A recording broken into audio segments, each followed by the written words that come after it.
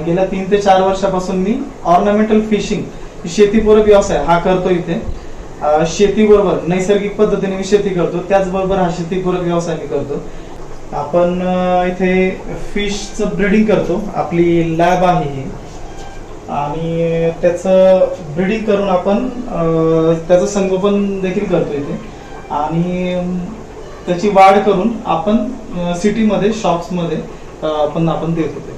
शॉप्समध्ये कोणाला ॲक्वेरियम जर लागत असेल बनवून आणि त्याच्यामधले मासे ते देखील आपण इथून विक्री करतो। सगळा छोटासा प्रोजेक्ट आहे। आता आपण इथे पाहतात की हे मेल फिमेल आहेत आणि यांचं काम फक्त ब्रीडिंगचं आहे। ब्रीडिंग वेगवेगळ्या प्रकारचे फिश आहेत इथे, काही अंडे देतात, काही पिल्लं देतात, आणि ह्याच्यामध्ये भरपूर प्रकारच्या व्हरायटी असतात। पण आपण इथे एक 20 ते 25 प्रकारचे व्हरायटी करतो। आपण इथे पाहू शकता की वेगवेगळ्या प्रकारचे, वेगवेगळ्या साईजचे आणि वेगवेगळ्या कलरमध्ये मासे आहेत।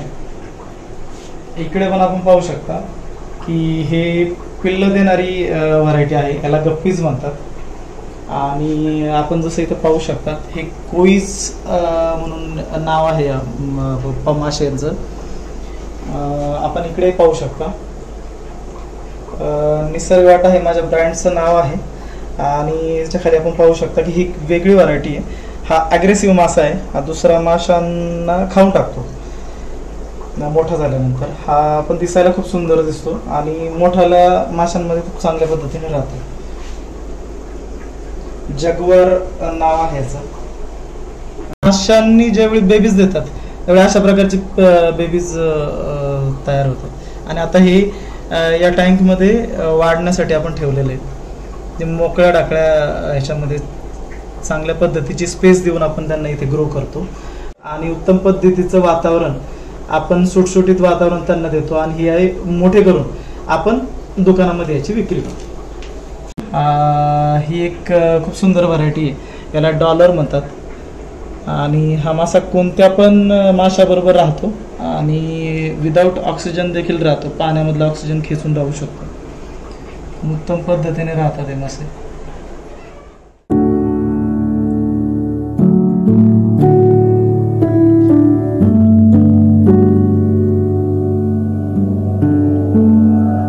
एका घराला लागणारा भाजीपाला म्हणजे जुन्या काळी आपण त्याला परसबाग म्हणायचो, तशी परसबाग आपण इथं डेव्हलप केलेली आहे। वेगवेगळ्या प्रकारचा भाजीपाला, फळझाडं आणि फुलांची झाडं, केळी, सीताफळं, भाज्या, पालेभाज्या, वालाचे काही प्रकार आहेत देशी पद्धतीचे, वांगी, आणि जे आपल्याला रोज लागणारा घरामध्ये रोज लागणारा भाजीपाला, आणि जे तरकारी गोष्टी आहेत त्या आपण इथं करण्याचा एक छोटासा प्रयत्न केला आहे। गेल्या 3 वर्षापासून आपण ही परसबाग तयार केलेली आहे, आणि वर्षभर आपल्याला इथे खायला फळं मिळतात, भाजीपाला मिळतो, आणि इतर गोष्टी देखील मिळत असतात।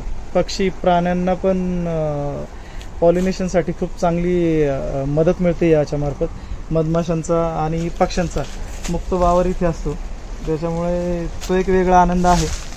आणि एका घराला जेवढा लागतो भाजीपाला आपण तो उत्तम पद्धतीने इथे आपण पिकवतोय। देशी गाईचं शेण, गोमूत्र याच्यापासून आपण जीवामृत तयार करतो, आणि हेच नॅचरल इनपुट म्हणून आपण इथे आपल्या जमिनीमध्ये करतो। जो झाडांपासून जो पालापाचोळा निघतो तो आपण याच जमिनीमध्ये इथे टाकून देतो, जेणेकरून आपल्या जमिनीचा सेंद्रिय गर्भ वाढायला मदत होते। आपण खाली पाहू शकता की हा सगळा कचरा तुम्हाला इथे दिसेल, पण हा नुसता कचरा नसून आपल्याला जमिनीचा कस वाढायला मदत होते, आणि याच्यामुळे आपल्याला जमिनीला कोणत्याही प्रकारचं खत किंवा अशा गोष्टी लागत नाही। आणि इथे तुम्ही पाहू शकता इथे 6 इंच खाली खरं तर खडकाळ जमीन होती, पूर्ण मुरमाड जमीन असल्यामुळे आपण इथे काहीच येत नव्हतं पूर्वी, पण आपण इथे थोडीशी माती 6 इंचाचा एक मातीचा थर दिलेला आहे, आणि त्याच्यामध्ये हे एक परसबाग उभी केलेली आहे। 6 वर्षापासून मी नॅचरल फार्मिंग करतोय, नैसर्गिक पद्धतीने शेती। माझ्याकडे देशी गाय आहेत आपल्या खिल्लार पद्धतीच्या, आणि वेगवेगळ्या देशी वाहनाच्या आपल्याकडे गाय आहेत, आणि त्याचं जे शेण आहे, शेण गोमूत्र, याच्यापासून आपण स्लरी तयार करतो, त्याला आपण जीवामृत म्हणतो। हे जीवामृतच जे आहे, जीवामृत, त्याचं ताक गाईचं, त्याचं गोमूत्र, हेच या गोष्टींपासून आपण पूर्ण ही शेती पाहतो. आपण पाठीमागे पाहता इथे आपण यावर्षी बाजरी केलेली आहे आणि नैसर्गिक पद्धतीने पण उत्तम पद्धतीची बाजरी येऊ शकते. इथे आपण पाहू शकतो आता इथे की बाजरी आपली यावर्षी आपण बाजरी केलेली आहे. जसं की तुम्ही पाहता की ह्याच्यावरती कोणत्याही प्रकारची कीड नाही आहे, कारण मुळातच नैसर्गिक पद्धतीने केल्यामुळे याच्यावरती ह्याची इम्युनिटी पॉवर खूप चांगली असते, रोगप्रतिकारक क्षमता खूप चांगली असते. त्याच्यामुळे पेस्ट खूप कमी पद्धतीने अटॅक करते आणि त्याच्यामुळे आपण पाहू शकतो की खूप छान पद्धतीने याचे कणीस आहे ते बाजरीची वाढ होत आहे आणि चांगल्या पद्धतीने वाढ झालेली याची. हिरवीगार आपल्याला बाजरी पाहायला मिळत आहे आणि नॅचरल इनपुट दिल्यामुळे जीवामृताचा उत्तम रिझल्ट आहे. फ्री रेंज पद्धतीने आपण इथे हे करतो, कोंबड्यांचं पालन करतो देशी पद्धतीने. उत्तम पद्धतीची अंडी आणि त्याची चव एकदम भारी मिळते आणि कोंबड्यांना खायला पण एकदम ओरिजिनल अन्न मिळतं.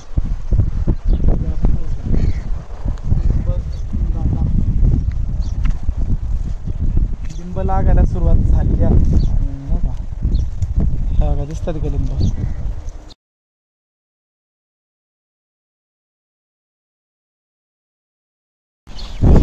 आपण कुक्कुटपालनामध्ये ना पिल्लांचं संरक्षण व्हावं, घार किंवा कावळे आणि उन्हापासून बऱ्याच गोष्टींपासून संरक्षण व्हावं म्हणून एक नायलॉनची जाळी मिळते बाजारामध्ये 100 रुपये स्क्वेअर मीटरनी. ही जाळी आपण वापरलेली उत्तम पद्धतीची 5 ते 6 वर्ष लाईफ यायचं. कडक उन्हामध्ये पण काय होत नाही ना, वरती सावली मिळावी म्हणून आपण यांना ग्रीन नेट लावलेलं आहे. आणि आपण जसं पाहू शकता की खाली आपली पिल्लं आहेत कोपऱ्यामध्ये, तर पिल्लं 42 डिग्रीमध्ये पण अशा वातावरणामध्ये पण उत्तम पद्धतीने राहतात ते. कारण जनरली असं म्हणतात की उन्हाळ्यामध्ये पिल्लं जगत नाही, पण आपण त्यांना हे संरक्षण केल्यामुळे ते उत्तम पद्धतीने खेळतात ते, वागडतात ते. आणि आपण ह्याला उघडायला काढायला अशा पद्धतीचे आपण गेट तयार केले आहेत वरती आणि साधं सिंपल आहे. लोखंडी आपण इथं जाळी तयार केलेली आहे कुक्कुटपालनासाठी, जेणेकरून आपल्याला ते काढणं घालणं पिल्लं त्याच्यामध्ये खूप सोपं होतं आणि पिल्लांचं संरक्षण होतं आणि वाढ पण उत्तम रीतीने होते. कोंबड्यांना अशा प्रकारे बैठक व्यवस्था केलेली आहे. आपण बैठक व्यवस्था केलेली आहे. 5 फुटाच्या जागेमध्ये पण उत्तम पद्धतीने आपण 50 कोंबड्या ठेवू शकतो कमी जागेमध्ये. पाहू शकता आपण कोंबड्या अशा बसतात वरती येऊन लाकडावरती. कमी जागेमध्ये जास्त पक्ष्यांची आपण कॅपॅसिटीने ठेवू शकतो. जागा, वेळ, पैसा, खर्च कमी होतो आणि वाचू शकतो आपण.